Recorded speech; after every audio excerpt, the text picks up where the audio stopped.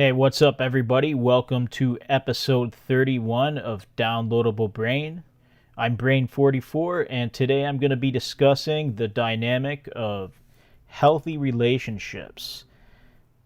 Sometimes we need to know when we should have somebody in our life, and sometimes we need to know when to cut them out of our lives.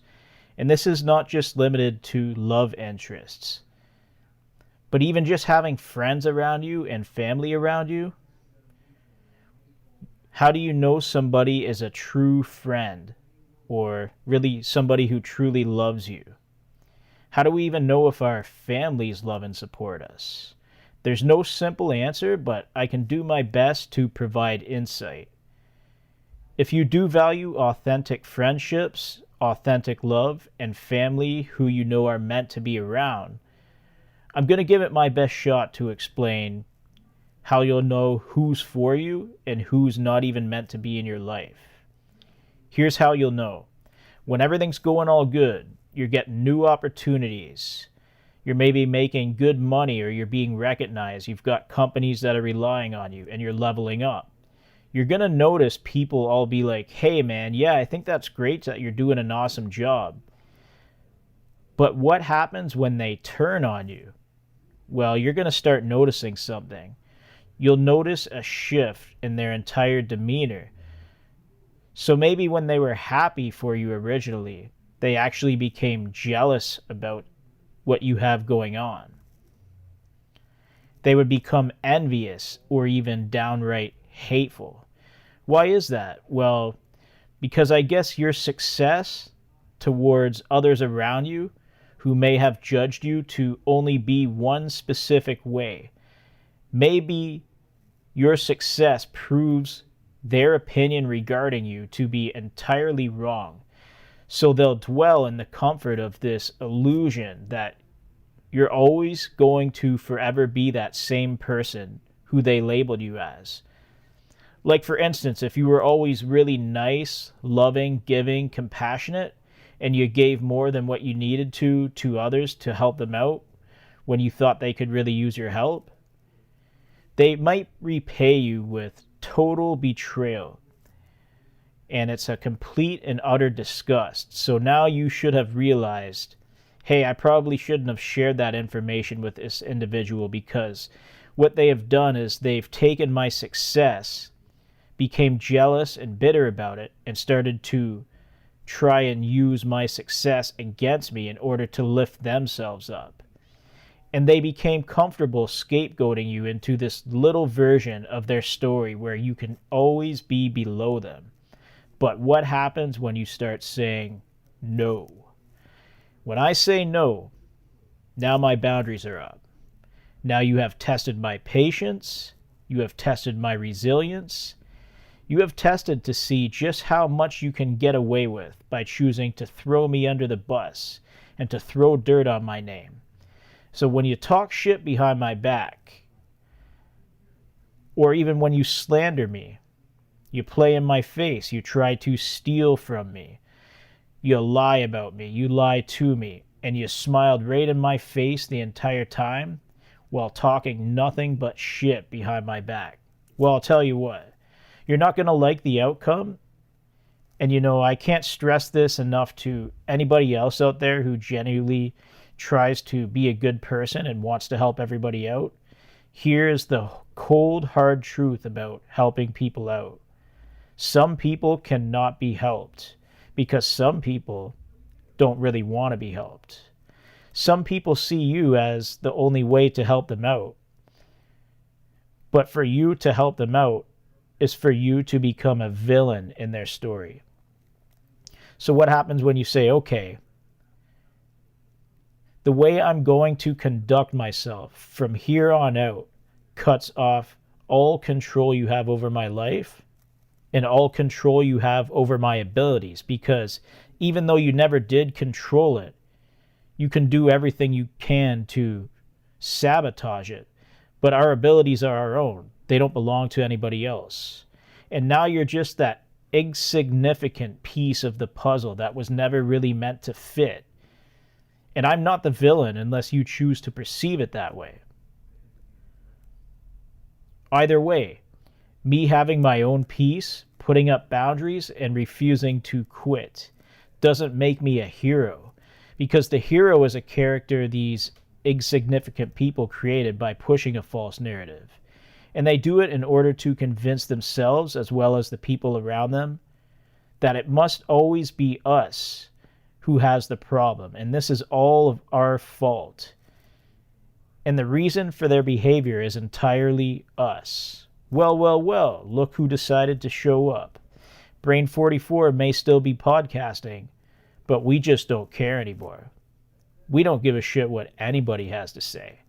And if you choose to lie hard enough, if you choose to push the narrative by being overly aggressive, if you refuse to let go of the false illusion that you are in control of my life and you have the potential to control me in any way, you're going to be in for a rude awakening. So that's my cutoff game, which is very strong. But along with the cutoff game comes understanding just regarding who is meant to be in our lives. Who are we supposed to have as friends? What family should we be close to? And who should we date? And the sad reality of it all, ladies and gentlemen, not a single one of them. None of them wanted anything good to ever happen for any of us. They mostly wanted the worst, but only when we fall can they rise. When we take back our power, we claim it. Because we are in control of our own lives and our own destiny. We are the creators of our own success. Not a single person, a single group, an entire community, a hater, or multiple haters can ever stop us from being who we are. So if somebody is jealous, that's their problem. We live rent-free inside of their heads due to their own jealous and insecurities. That's their problem.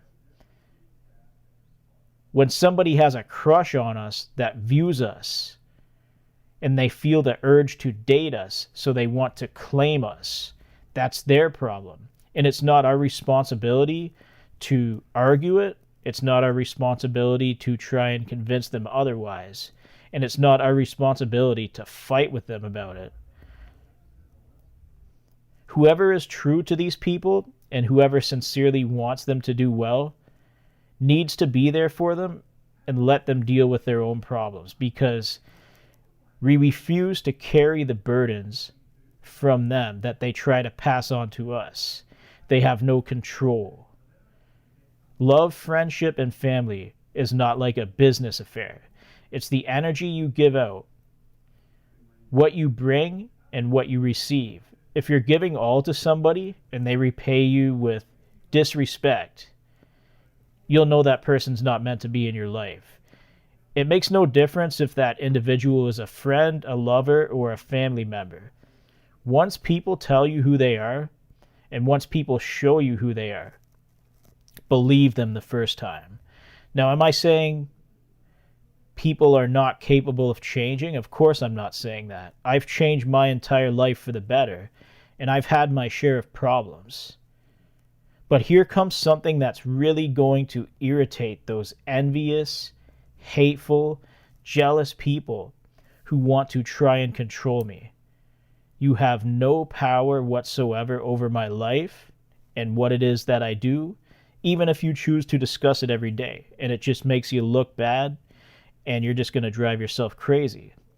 No matter what you say about me or try to do to me, if you go around talking about me with everybody else without asking me first, they may start to believe the things you say, and that's their problem as well as yours. And you might say, hey, this is great. I've recruited an entire team of hateful people to harass you and wish bad things for you. I'm in control now, right? Well, you lost control when I cut you out of my life, for one. You felt powerful when you used lies to create a hate train and have people come aboard this hate train. But the more you try to force that narrative, the more even the people who agreed to work with you will come to understand that you're being crazy, obsessed, and unhinged. And it's like the more you discuss somebody who you dislike, it makes you look even worse. And if you feel the need to control me, it's definitely not going to work. Obsession comes in various different forms, and we've already established that I can't be friends with or date people who are comfortable when I'm down and suffering when I'm doing well. Now the real pain is just beginning because, baby, we're just going to keep on growing. And no matter how hard you want to be like me, no matter how bad you want what I got, no matter how bad you try to control it, claim it, manage it, or understand it, it's all going to blow up in your face and start to completely and utterly destroy you. In every aspect of your life, too. It won't just destroy your mental stability. It's going to destroy your work environment when you start behaving out of character and acting toxic. It's going to affect your family life when you're behaving out of character and acting toxic. It's going to affect your spirituality because you're behaving out of character and acting toxic. And the truth is, none of that shit is my problem, because now I'm comfortable in the fact that every single one of you who betrayed me and left me to be down for the count can simply only count on the fact that I'm not going anywhere. And I'm just going to keep on getting better. But now we know who's not meant to be in our lives. It's every single one of them who already showed us. And they already taught us that lesson. The lesson was always that it's not about me. The lesson was it was always about them. There goes your sense of control regarding me.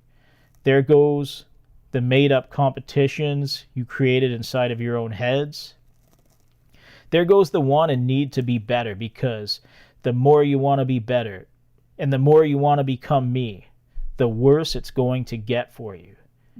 Now you are powerless, because people who are powerless over us have no place in our lives. And people who are this toxic and hateful should have never even so much as had a spot in our lives in the first place. You had a spot for a little while, and I tried my best with you, but now it's over. My boundaries are very firm, and my boundaries are not going anywhere. We sometimes become comfortable in the pain created by those who wish to inflict their insecurities and problems onto us like a fungus. And for a very long time now, I was comfortable allowing that. And the people who were supposed to be good to me thrived on my misery. But guess what? You're done. You're finished. Because I claim my power and I know who I am. The question is, do you know who you are? If you have an identity crisis, if you have a personality disorder, or if you're just constantly hating, I'm not even going to weigh in on your emotional baggage, but every single bully is designed to be the exact same way. And all of the psychology has never been any different from what I've come to observe. The only method to the bully's approach is to create conflict in order to control. And that is pure narcissism. But the end result regarding me is that I have always been in control of the conflict. You can try to create conflict all you want, but now we're shattering the illusion of the fact that we even so much as need to worry about other people's shit, because it's not our problem to carry. You're done. That's how you know who's meant to be in your life, ladies and gentlemen. My advice is, if you find somebody who's really loyal to you and truly loves you, give them that same treatment. And if they aren't giving you what you give to them, you know exactly what to do. No contact, no friendship, no love partner. What cousin? I didn't know I had one. What auntie? I don't believe we've ever met. What sibling? I'm an only child. If they aren't giving you what you give to them, you know exactly what to do. No contact, no friendship, no love partner. When people show you the place they are meant to have in your lives, believe them the first time. You can wish them the best, and don't even worry about them, because once they show you that they are not for you, you'll never give them the time of day again. Sorry if this was somewhat of a darker podcast regarding friendship, love, and family, because I understand it's not a normal way to live. But coming to understand that is to claim ownership over your own life and your own power. And it totally disempowers those who expect to have power over you and they just felt entitled to you. You're going to deplete them in every aspect.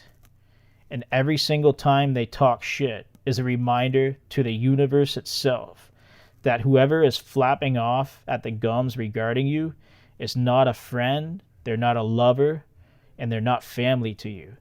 But if they choose to go at it for long enough, the universe will not be kind to them. I can guarantee it. And that's going to be it for episode 31. Have a good one, everybody.